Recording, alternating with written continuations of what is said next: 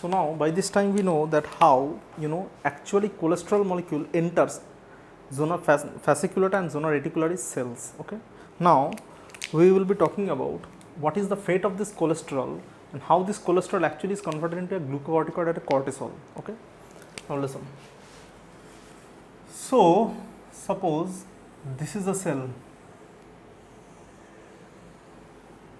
clear? Now this is your cholesterol ester, right? So this is your cholesterol ester,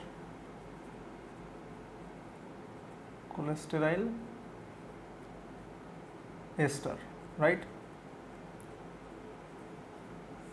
Clear? So suppose this is your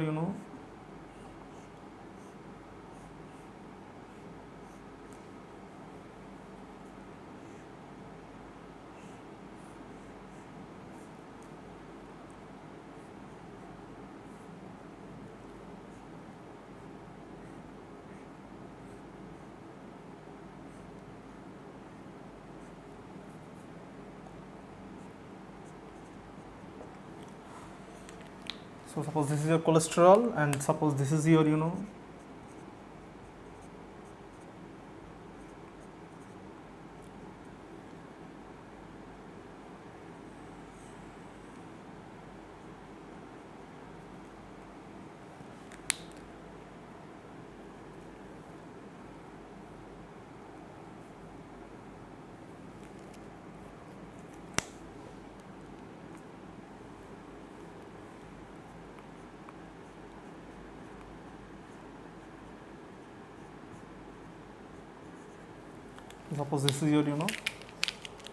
cholesterol ester. Okay, now what we will have to do is we will have to actually cut down this portion and we will have to introduce an H here and an OH here. That's it. That means we will have to introduce H2O molecule to this particular bond. Okay, that's it.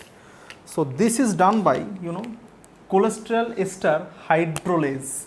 This is done by a enzyme called cholesterol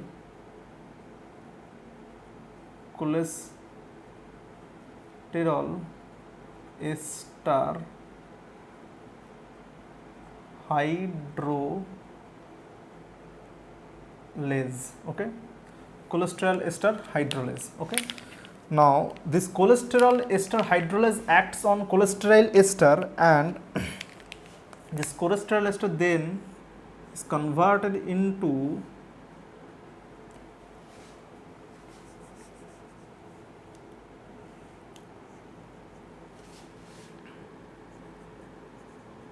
fatty acid and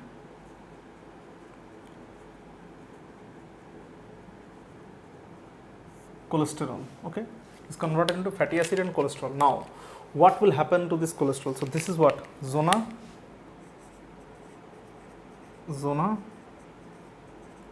fasciculata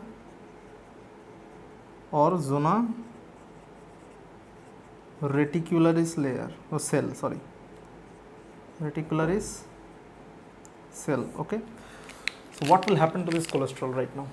This is our important question. Okay, now this cholesterol through multiple pathways which is occurring in multiple organelles, through multiple pathways will be converted into cortisol. We'll only talk about this conversion of this cholesterol into cortisol. That's it. Clear? Now let's talk about this steroidogenic pathway. Okay, now so we will be talking about cholesterol conversion into your cortisol. Okay, now listen, important point here we need to understand is this, that this, suppose this whole board is your cell and these lines are your actually cell membrane. Clear? Understand this first. Okay, these lines, endings of your board or the periphery of this board is our cell membrane. Now important point here is this, that suppose this is our cholesterol molecule. Okay, Now we will be drawing a small cholesterol molecule here because we need this as a reference, okay.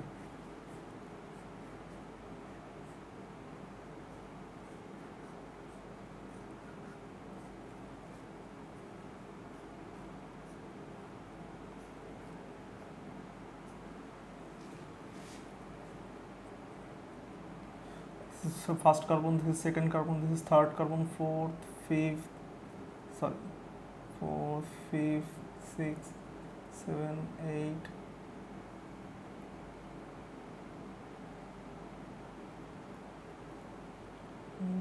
9.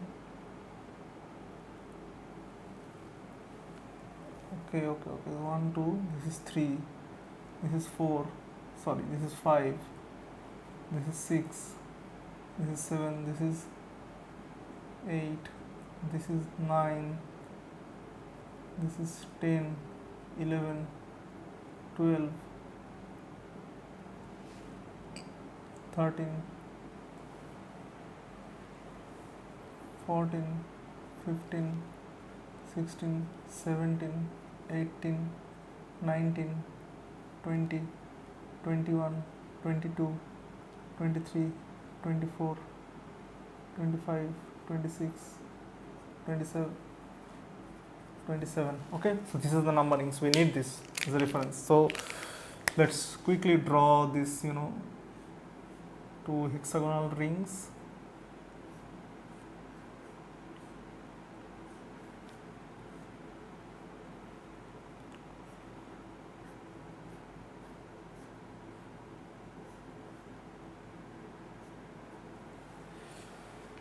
So here it is.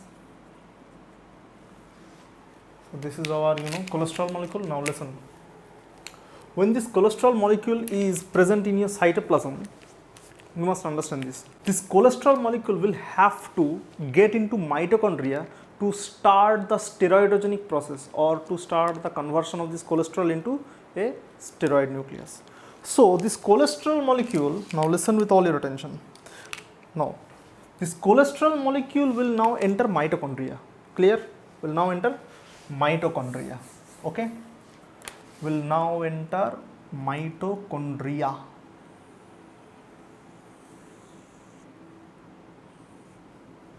Clear? Will now enter mitochondria.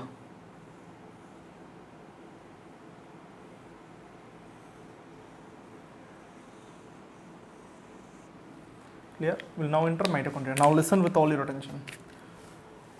This particular cholesterol, now listen, this cholesterol requires a protein which is present on the mitochondrial membrane, so that this cholesterol can come here. Okay, that means we want to transfer this cholesterol into the mitochondrial matrix. We want to transfer this cholesterol into the mitochondrial matrix. Okay, now to do this,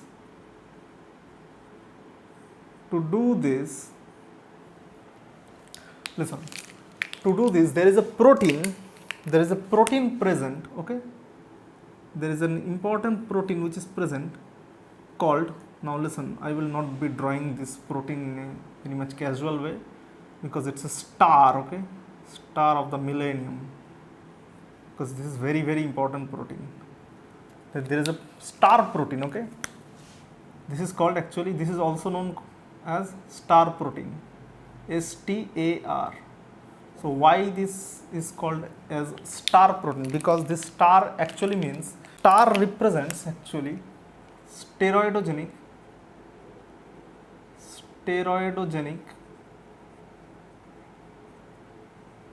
acute regulatory protein, or star protein. Clear? Now, so what is the importance of this star protein? Star protein actually helps in the transport of cholesterol from intracellular surface to the mitochondrial matrix. Okay, so this is mitochondrial matrix. Now a very important point to understand is this, that why cholesterol is now entering the mitochondrial matrix, right? Now listen, there is a protein here which is present in the inner mitochondrial matrix, okay? There is a protein here which is present in the inner mitochondrial matrix, and this protein actually converts cholesterol into a peculiar product, okay, and its name is actually peculiar, called pregnenolone. Why you are laughing? Pregnenolone. It is called pregnenolone. Clear? It is called pregnenolone. Clear? Now listen. So cholesterol now enters into mitochondria and it is acted upon by a protein or enzyme specifically. This enzyme actually converts cholesterol into pregnenolone. Okay? Clear? Now listen. Actually, you know why I have. Now listen. Actually, I will be drawing the biochemical structure and conversion here, and I will be explaining here and there. Okay? But I will be drawing the biochemical structures here. Now listen. Suppose this is your cholesterol.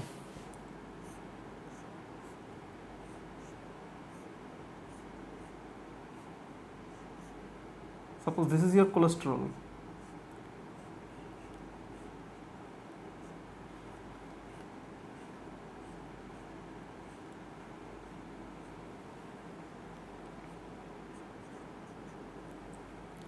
Clear?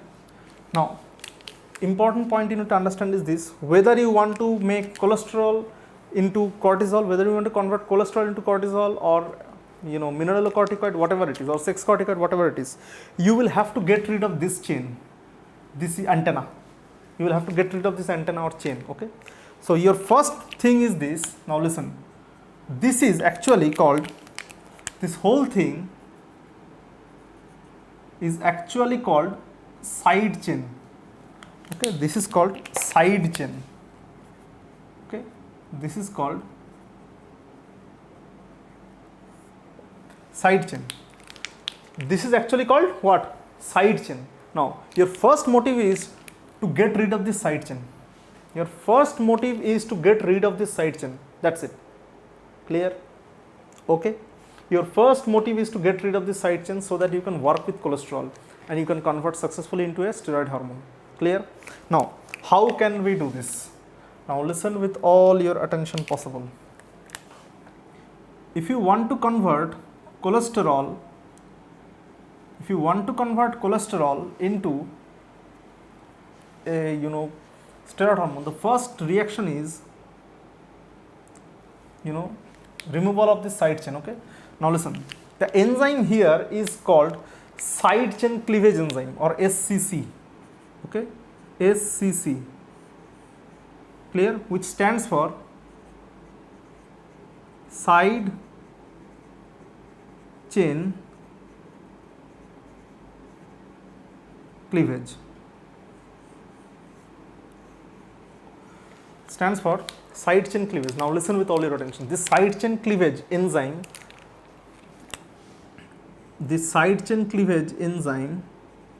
is actually a very old name of this enzyme which performs this duty. The enzyme which was earlier called side chain cleavage enzyme is now known as cytochrome P450 enzyme. Clear? Cytochrome P450 enzyme. Now listen, like other steroid hormones, this cytochrome P450 enzyme is actually a class of enzyme. This is called cytochrome P450 enzyme and it's a class of enzyme. Now listen, there are many types of cytochrome P450 enzyme. Now let me tell you why these enzymes are named so. Now listen, when these enzymes are complexed with carbon monoxide, then these things give a peak at 450 nanometer. They actually gives an absorbance peak at 450 nanometer. Therefore, these enzymes are called P450. P450 is actually the wavelength. Now listen with all your attention. The type of cytochrome P450 enzymes which work to cleave this side chain is called cytochrome P11A1. P11A1, clear, is called cytochrome P11A1. Okay, is called cytochrome P11A1. So what is the other name of side chain cleavage enzyme? The other name of side chain cleavage enzyme is cytochrome P11A1. Clear? This is one of the cytochrome P450 enzyme. Clear? Okay. Why they are called cytochrome P450? Now you understand. Okay. So this is what. Now listen with all your attention. What is happening here? Now listen. What this particular side chain cleavage enzyme is doing? It is actually we are getting rid of this side chain. Now listen. This is your this is carbon number 20 and this is carbon number 22, right? Here is 21. Now listen. Actually, side chain cleavage enzyme attacks this bond. Okay. Side chain cleavage enzyme attacks this bond. Clear? Side chain cleavage enzyme actually attacks this bond. That means side chain cleavage enzyme or cytochrome P11A1 actually attacks between the carbon 20 and 22. Clear?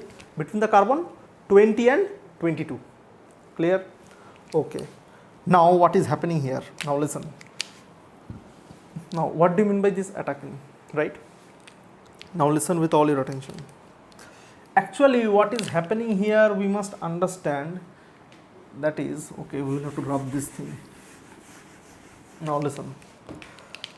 Suppose this is our bigger version of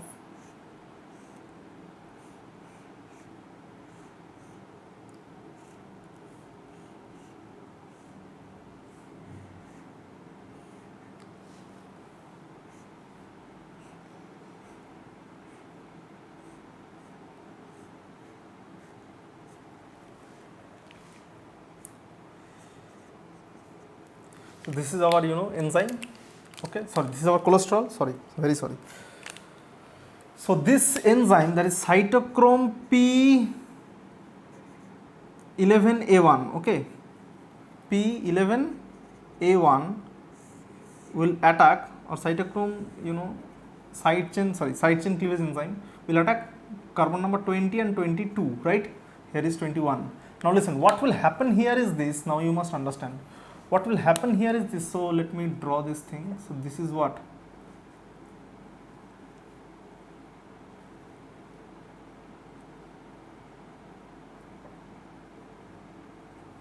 So this is what this area looks like. Okay. Now listen. What is happening here is this. This enzyme actually breaks down the side chain in two steps. First, it introduces. Now listen. By breaking this bond, first this enzyme will introduce two OH group here. Okay, it will now introduce two OH group here. So here is 21st carbon, that is CH3 group. Okay. Now what will happen here is this. This is step 1. Okay, this is step 1. In the second step, what will happen is this, that this particular enzyme will now again act here, and what will this do? What will this actually do to this molecule? It will actually break down this molecule into two parts. Break down this molecule into two parts. Okay. Now, what are the two parts?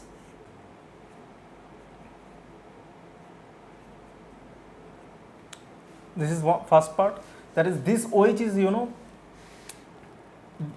dehydrogenated into a keto group, and this other part is actually looking like this. Okay, this other part is actually looking like this. So this other part actually looks like this. So this whole part is now like this, and this whole part and this whole part is now looking like this. Now listen, this particular thing is called pregnenolone or pregnenolone.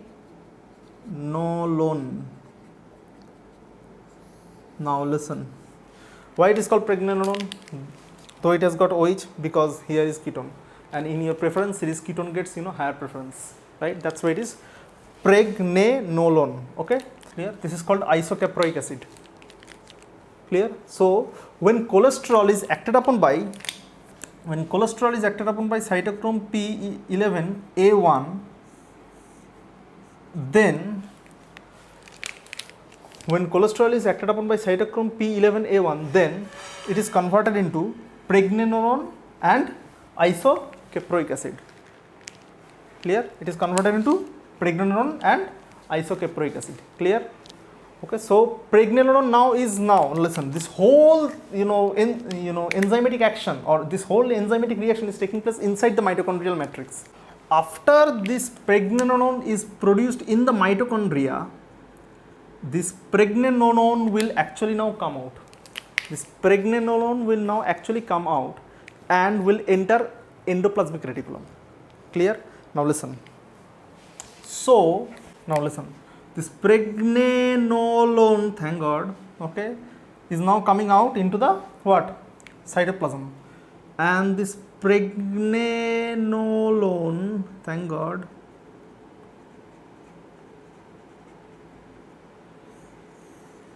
now enters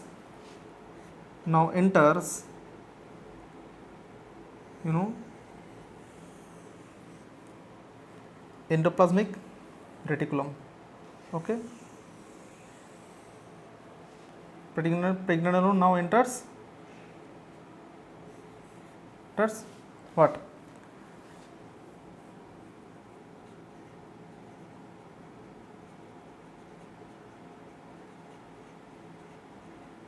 This pregnenolone now enters what? Endoplasmic reticulum. Okay, this is ER. Now listen. In the ear, there are many enzymes embedded in the ear membrane, okay, which will act on this pregnenolone and successfully convert what? This pregnenolone into cortisol. Now, so this was your, pregnenolone molecule, okay. This was what? Your pregnancy.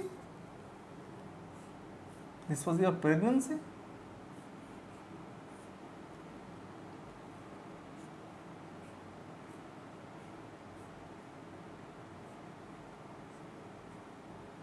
This is your what? Pregnenolone, okay? Right? Wrong. This is what? This is your cholesterol. Now we will have to convert this into a pregnenolone molecule. This is your pregnenolone, right? Now listen. So this is your pregnenolone.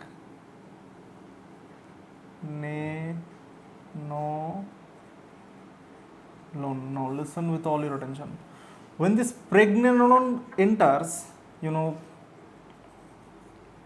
ER, it is acted upon by an enzyme called 17-alpha hydroxylase. 17-alpha hydroxylase. Okay, it is acted upon by 17-alpha hydroxylase. Clear? Now, what is the importance of this, enzyme? Now, listen. Where is your 17th carbon? So this is your 17th carbon, right? This is your 17th carbon. Now it will hydroxylate this 17th carbon. That means simply draw like this. In the 17th carbon there will be an hydroxylation, right? Clear? Now in this, what do you mean by 17th carbon hydroxylation? Now listen. So this is our 17th carbon. That means this is the 17th carbon. This one is actually the 17th carbon, right? You must understand this very carefully. So this is the 17th carbon. That means the 17th carbon will now have an hydroxyl group.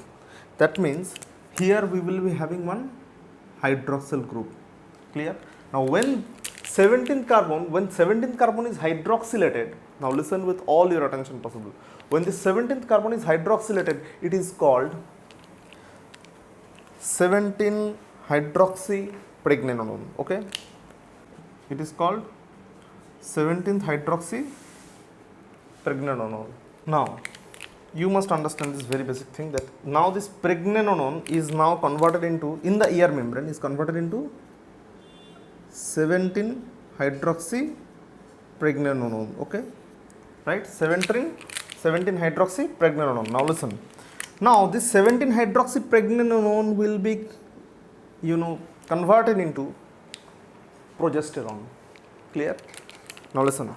This 17 alpha hydroxypregnenolone or 17 hydroxypregnenolone will now be converted into progesterone. Clear? Now how?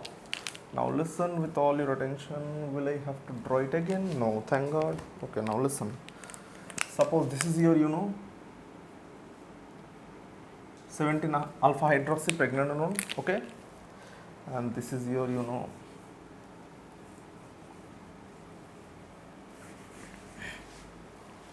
listen. Now, when 17 alpha hydroxypregnenolone, when 17 alpha hydroxypregnenolone or 17 hydroxypregnenolone is, converted into progesterone, then what are the changes? Now listen. The changes are in the A and B nucleus of steroid, okay? In the steroid nucleus, A and B nucleus will be affected in this change. How? Now listen. First of all, this double bond will be shifted to this side. Clear? This double bond will be shifted to this side, from this to this. And this OH, this hydroxy group will be oxidized to form keto. Will be oxidized to form keto group. Okay? Clear? So this is your, the structure of what? 17 hydroxyprogesterone. Progesterone. Again, why it is having own? You know that because of this and this. Okay, these are ketone. A very important point you need to understand is this. That means this 17 alpha hydroxypregnenolone is converted into 17 hydroxyprogesterone, right? Now this 17 alpha hydroxypregnenolone is converted into 17 hydroxyprogesterone by 3 beta hydroxysteroid dehydrogenase. Okay, 3 beta hydroxysteroid dehydrogenase.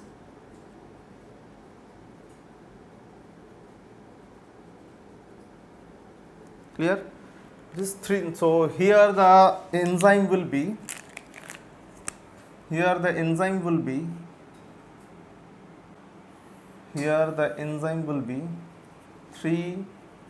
beta hydroxysteroid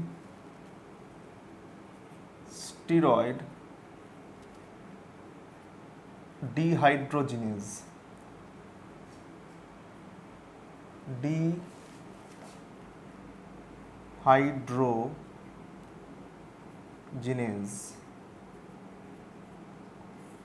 3 beta hydroxysteroid dehydrogenase. Okay. Now listen with all your attention possible. So this is 3 beta hydroxysteroid dehydrogenase. Okay, or which is also known by 3 beta HSD. So this is 17 alpha hydroxy progesterone, right? Now listen. So 17 alpha hydroxy is present also in endoplasmic reticulum. Now listen. Now this 17 alpha hydroxy progesterone will be converted into deoxycortisol. Okay, will be converted into deoxycortisol. What is the difference between this 17 alpha hydroxy progesterone and deoxycortisol? Let me draw again because it will be confusing for you, because I am using a board and you are using pen and paper. Okay, right. So this is what? This is your 17 alpha hydroxy progesterone.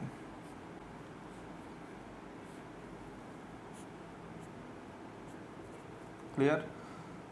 And here it is, here. Okay, we know. Okay, so there is a methyl group. Okay, clear? This is 17 hydroxy progesterone, right? 17 hydroxyprogesterone. Now listen. The 17 hydroxyprogesterone will now be converted into deoxycortisol. Okay. Now, what is deoxycortisol? Now listen. In deoxycortisol, this CH3 group, now listen, will be the main point. Now listen. In deoxycortisol, what will happen is this. Suppose this is your deoxycortisol molecule. Let me draw this. Okay. Actually, I love organic chemistry, therefore I like to draw benzene ring. Okay.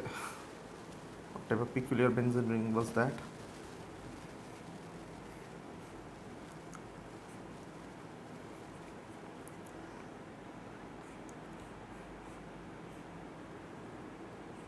Everyone in this room and as well as watching the video, can you tell me why your body is doing these things?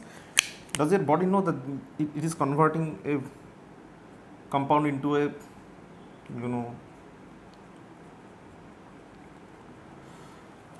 hormone? No, your body doesn't know that it is converting it into a hormone. Now listen, we'll talk about this, why your body is doing these, steroidogenic pathways later. Okay, now listen. So this is the structure of your, deoxycortisol.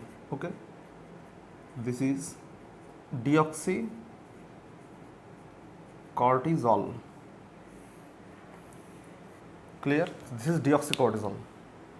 Now listen, when this 17 alpha hydroxyprogesterone is converted to deoxycortisol, the main part you need to understand is this. This is the 21st carbon. This is the 21st carbon, right? This is the 21st carbon, right? Now this 21st carbon actually is acted upon by an enzyme which hydroxylates it. Clear? Which hydroxylates it. Clear? So whatever be the reason, this enzyme should be called 21 hydroxylase. 21 hydroxylase. Now listen, this is a very, very important enzyme and you must understand it has got a new name. Okay, the new name for this enzyme is cytochrome P21A2. The new name for this is cytochrome P21A2. Okay, so this is the new name for 21 hydroxylase. Clear? Okay, so this is, what is this? Okay, so that means the 17 alpha hydroxylase will be converted into deoxycortisol, right? And the enzyme is 21 hydroxylase. Now a very important point you need to understand here is this. Up to the formation of this deoxycortisol, this whole reaction was taking place in smooth endoplasmic reticulum, right? Or endoplasmic reticulum, whatever it is, right? This whole thing is, taking place in endoplasmic reticulum. Now listen, after the formation of this deoxycortisol, deoxycortisol,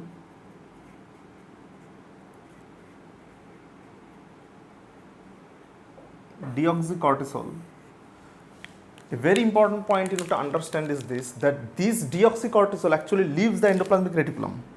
This deoxycortisol actually leaves endoplasmic reticulum. This deoxycortisol leaves the endoplasmic reticulum and re-enter mitochondrial matrix. Clear? This deoxycortisol now leaves the endoplasmic reticular chamber and re-enters mitochondrial matrix. Now listen, in the mitochondria what will happen is, okay, let me draw it here. Okay,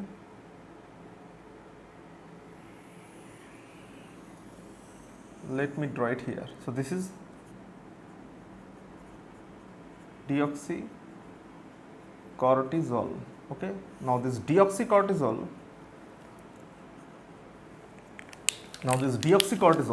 okay, will be converted into the final product, that is the cortisol.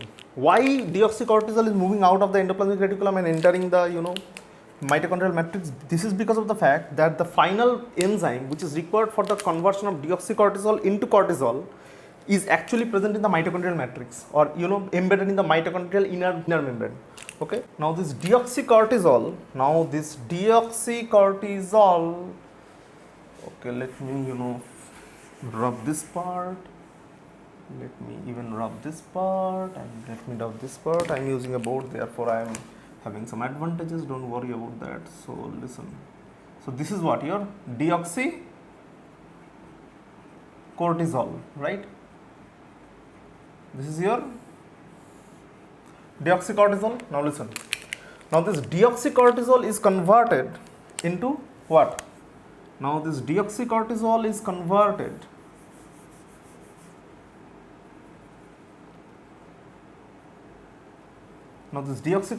converted into, you know,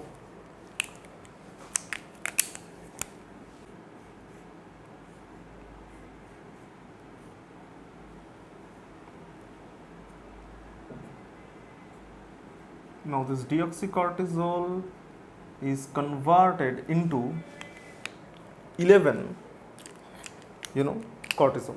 Clear? This, you know, deoxycortisol is converted into cortisol or 11 cortisol. How? Now listen. So what is the basic thing which is happening when this deoxycortisol is converted into cortisol? Now listen. The basic thing is, which one is 11th carbon? This one is the 11th carbon, right? This is your 11th carbon. Now listen. To this 11th carbon, you will have to add one OH group. That's it. To this 11th carbon, you will have to add one OH group. Clear? Now, when you add one OH group to this 11th carbon, this is called this is called cortisol. Okay? Or, you know, steroid hormone cortisol or glucocorticoid, one of the principal glucocorticoid. So this is your structure of what? This is the structure of cortisol. Okay? Clear? So deoxycortisol is getting converted into cortisol, right? Now what is the enzyme involved in this conversion? What is the enzyme involved in this conversion? Is 11 beta hydroxylase. Now you know why. Okay, 11 enzyme involved is 11 beta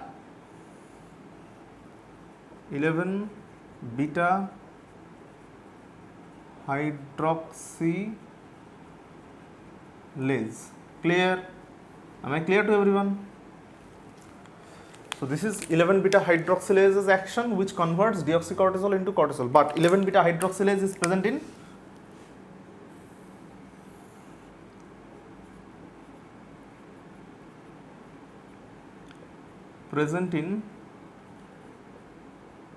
mitochondria.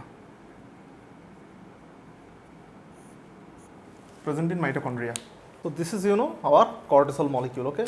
Now listen with all your attention. Now we will be talking about how this cortisol is secreted from zona fasciculata or zona reticularis. Clear? Now listen, and how this is, you know, passing in our blood vessels. Okay. Now a very interesting point is this. You know what is the difference between cortisol and cortisone? Now listen. The difference between cortisol and cortisone is this. Suppose if you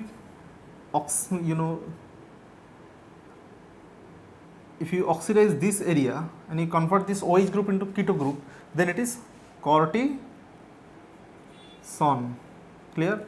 Now, important point you need to understand is this, that for the conversion of cortisol into cortisone, there is another enzyme involved, that is 11 beta dehydrogenase. Clear? Transport of cortisol in bloodstream. Now listen. Suppose this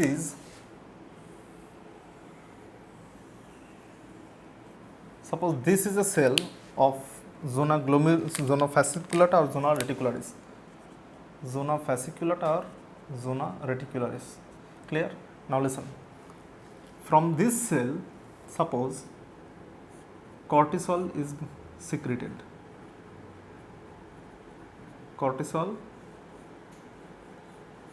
Okay. From this cell, cortisol is secreted. Now, a very important point you need to understand is this, that when this cortisol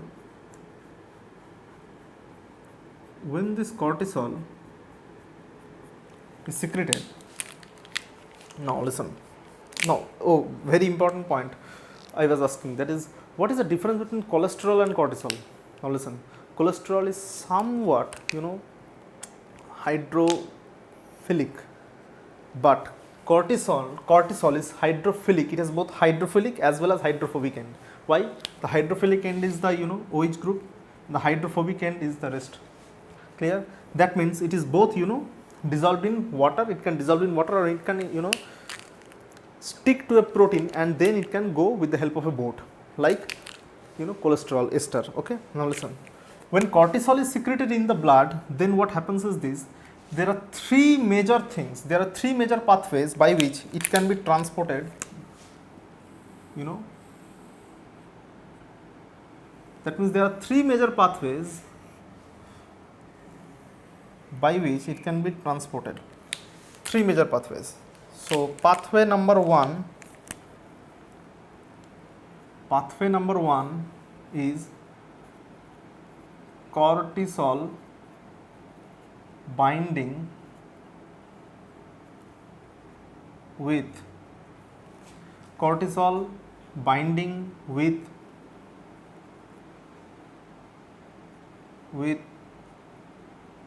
the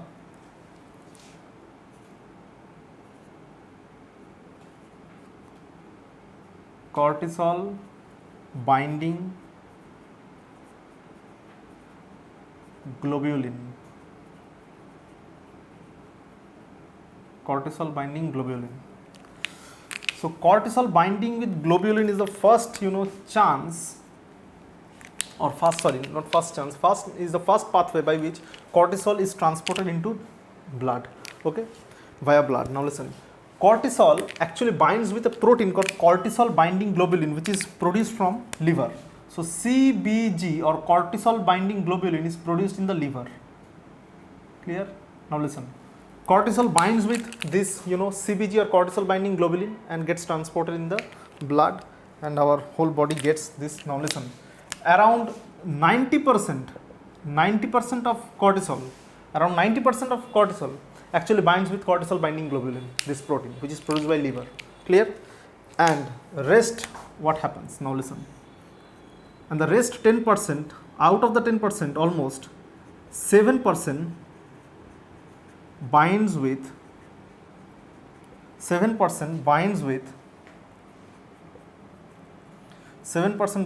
the albumin. 7% binds with the albumin. Clear? So the first point you need to understand is this, that maximum amount of cortisol binds with cortisol binding globulin, or CBG, which is produced by liver, not live, liver, okay? And rest 10%, actually out of this rest 10%, around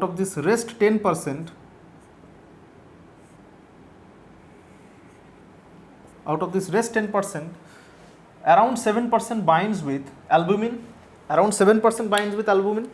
and rest 3% almost is free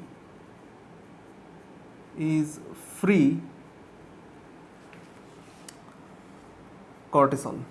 Now listen with all your attention possible, it's very important. Now this free cortisol actually reacts or interacts with cells which have glucocorticoid receptors or cortisol receptors, okay? This free cortisol actually interacts with cells which have glucocorticoid receptors. That means this 97% cortisol does not interact primarily with the cells which have cortisol receptor. Now what is the importance of this? Now listen, suppose that only 3% is free cortisol, right? Only 3% is free cortisol. Unlike cholesterol, cortisol has both what? Hydrophilic and hydrophobic ends, therefore it can transfer itself by the help of swimming, right? Suppose, because our plasma through which this cortisol has been transported has both what? Water molecule as well as protein as well as lipids. That means it's a colloid. Now listen, this free cortisol is very, very important. Why? That it will actually react with what? Those cells which have glucocorticoid receptor. But my question is this 97% will be in waste. What is according to you? What is according to your concept that this 97% of cortisol will be waste? Absolutely no. Why? Because this is because of the fact that now listen, when this free cortisol, when this free cortisol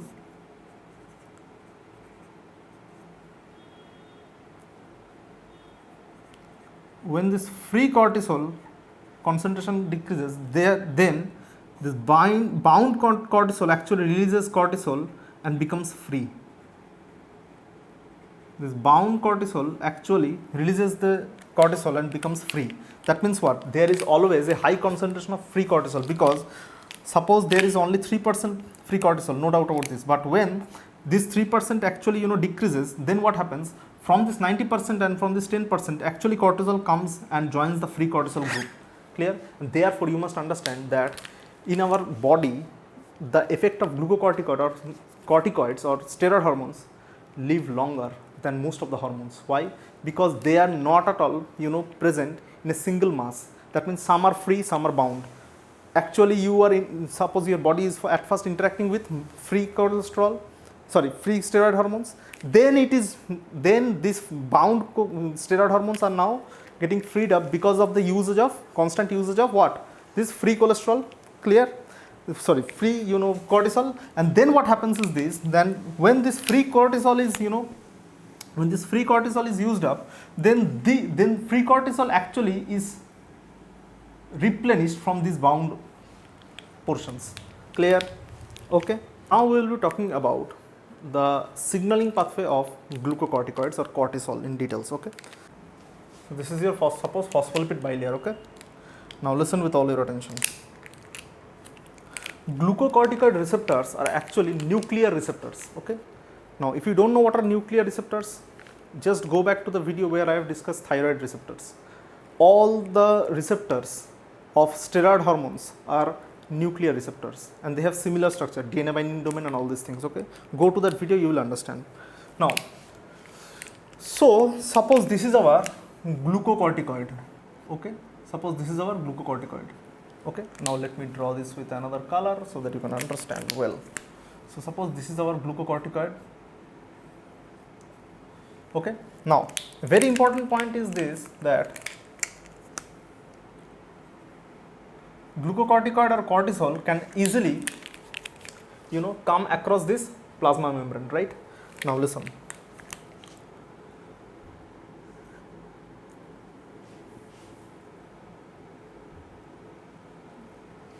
Suppose this is your nuclear membrane. Okay, so suppose this is your nuclear membrane. Okay,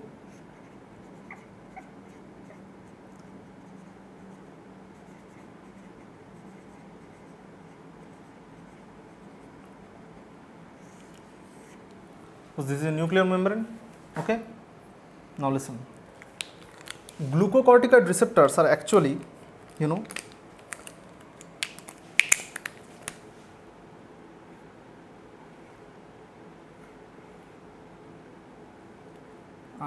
present like this. Okay, there are several glucocorticoid receptors.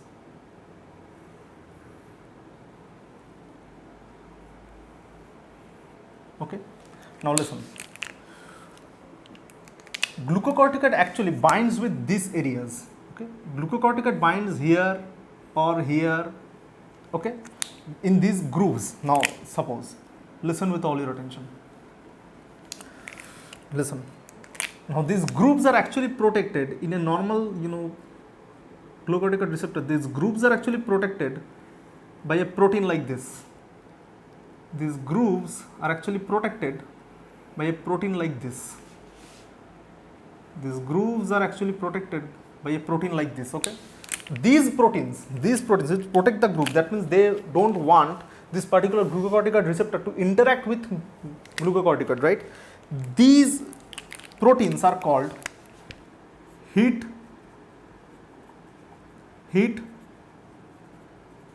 shock protein number 90 or HSP90. Clear? HSP90. So this is what? This is our glucocorticoid receptor.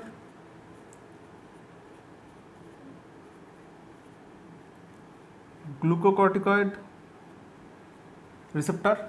and this is our heat shock protein. Now listen, when glucocorticoids, now listen with all your attention, when glucocorticoids enter cells, when glucocorticoids enter cells, what happens is, when glucocorticoid enters cells, what happens is this heat shock protein is lost. Okay, these heat shock proteins are lost. That means these heat shock protein will move away from glucocorticoid receptor.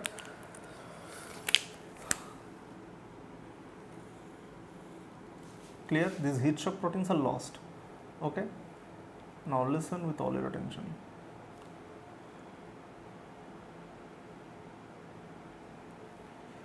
So these heat shock proteins are lost. Clear? These heat shock proteins are lost and glucocorticoid binds here. Clear? Now listen with all your attention. Suppose this is a DNA. Okay, now listen with all your attention.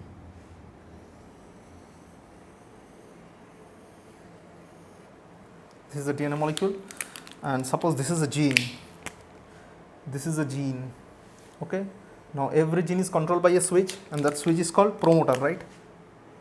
Clear? That switch is called promoter, and upstream to the promoter there is another element, okay, activators or something like that. Okay, now listen. In the promoter sequences, there are specialized areas of DNA. In the promoter sequences, there are specialized area of DNA. In the promoter sequences, there are specialized sequences of DNA. Okay, these are specialized sequences of DNA. Clear? These specialized sequences are called glucocorticoid response elements. Okay, these are called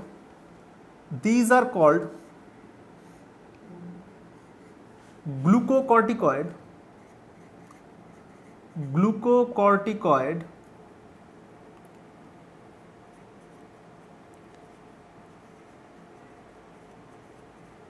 response elements. Glucocorticoid response elements, or GREs. Clear? Now listen. Actually what happens is this. When these heat shock proteins are lost due to the incoming glucocorticoids, then what happens is this glucocorticoid bound glucocorticoid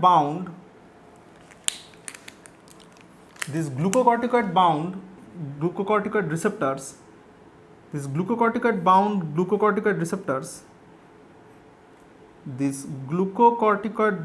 glucocorticoid receptors enter our nucleus. Why? Now listen. There is a special sequence here. There is a special sequence of protein here which actually helps in this, transfer. Why? Because there are nucleoproteins here, nucleophorins actually, which actually transmit these proteins to enter. Now listen. There are specialized channels actually here. There are specialized channels. Clear? There are specialized channels which help in the transfer of these glucocorticoid molecules. Now listen, these channels or nucleoporins, they are also called nucleoporins. Okay, they are also called nucleoporins. These nucleoporins actually gets activated when they see these things. Okay, these are called nuclear localization signal. These are called what? Nuclear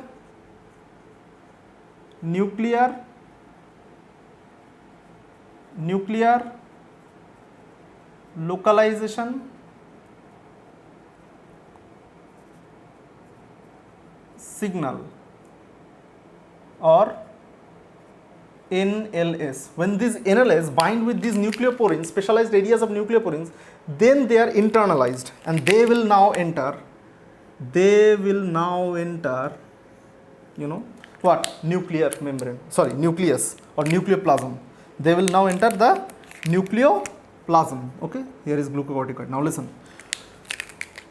These two glucocorticoid receptors together with this glucocorticoid now forms a dimer. These two forms a dimer, and this dimer actually sits on the glucocorticoid response elements. These two dimers actually sits on the glucocorticoid response elements.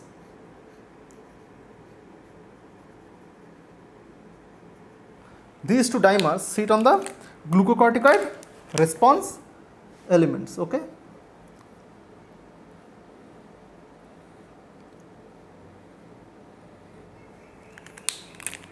Dimers sit on the glucocorticoid response elements. Okay. Clear? Clear? These two sit on the glucocorticoid response elements and thereby activating these genes so that transcription can occur. Clear? Okay. Now, what are these genes which are transcribed? There are many genes. Okay, associated with glucose metabolism, associated with protein metabolism, associated with immunity, many things. Clear? Okay. Am I clear to everyone? Okay. Now we'll talk about this later. What are these genes? Okay. So this is the signaling pathway. This is the signaling pathway of cortisol.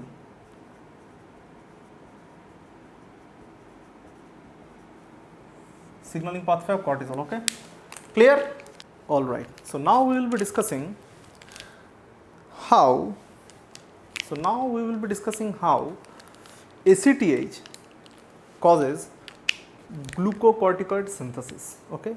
Adrenocorticotropic hormone causes glucocorticoid synthesis. Now listen, you already know what is glucocorticoid synthesis, right?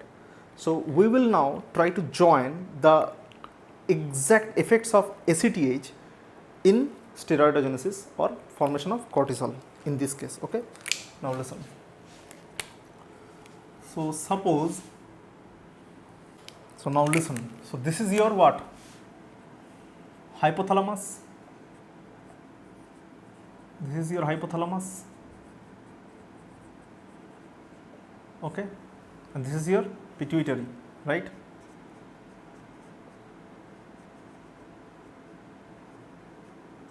Okay. Now listen. Suppose this is your center of hypothalamus called paraventricular nucleus. Okay. Suppose this is your paraventricular nucleus. Okay. Now listen with all your attention. This paraventricular nucleus actually have neurons, and these neurons actually are very sensitive to, stress, emotional behavior, your circadian rhythm, and also your physical state. Clear? If you have any physical stress, this is for mental stress, but this is for physical stress. Now listen, when these neurons are positively triggered by these physical stress, mental stress, emotion, and circadian rhythm or diurnal rhythms, then they fire a hormone called CRH. CRH stands for corticotropin releasing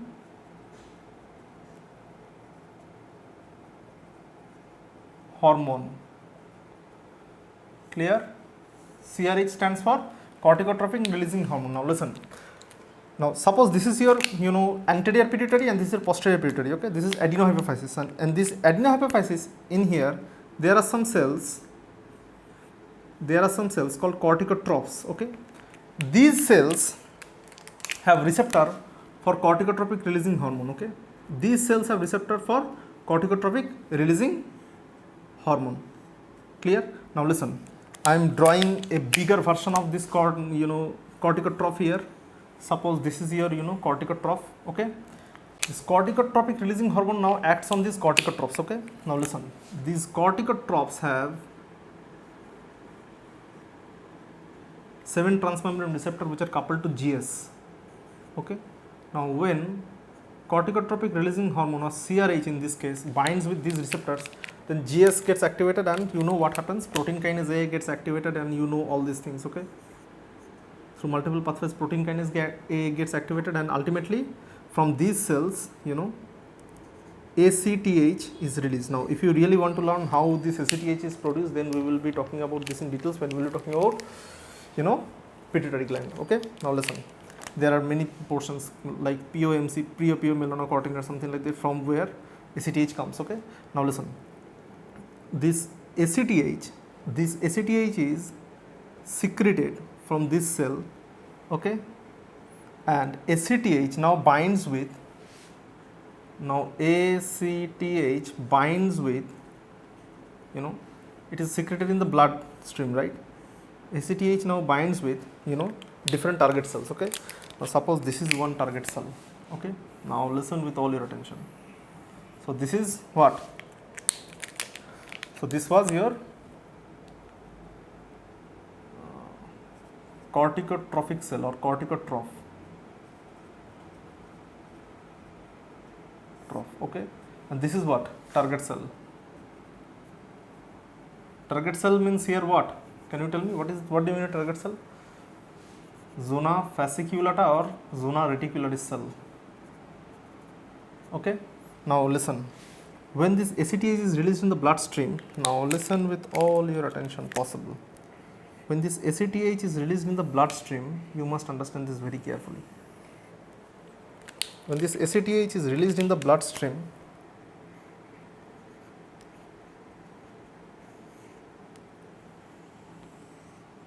then some ACTH binds with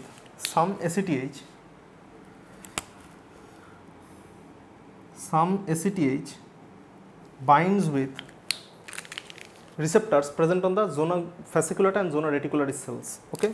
This receptor which interacts with ACH, this receptor is called melanocortin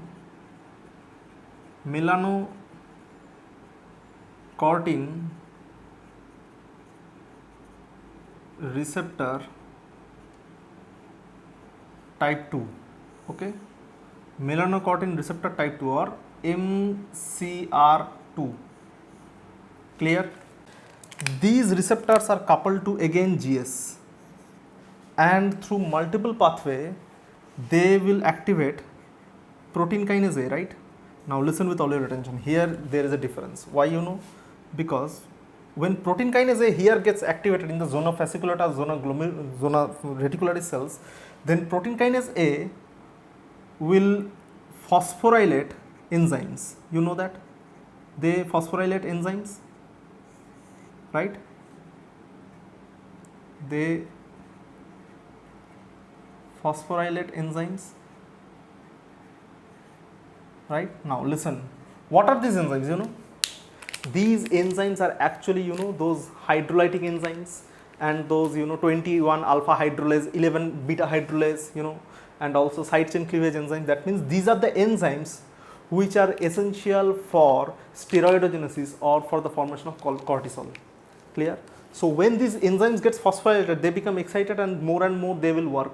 They will start working more and more, and therefore what will happen is this, that steroidogenesis will be faster than all other cells. Clear? So this is the, you know, pathway by which, you know,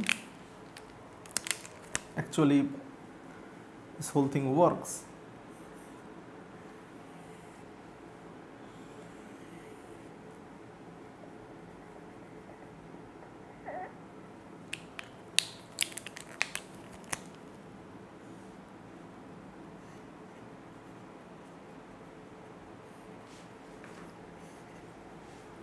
Clear? Okay.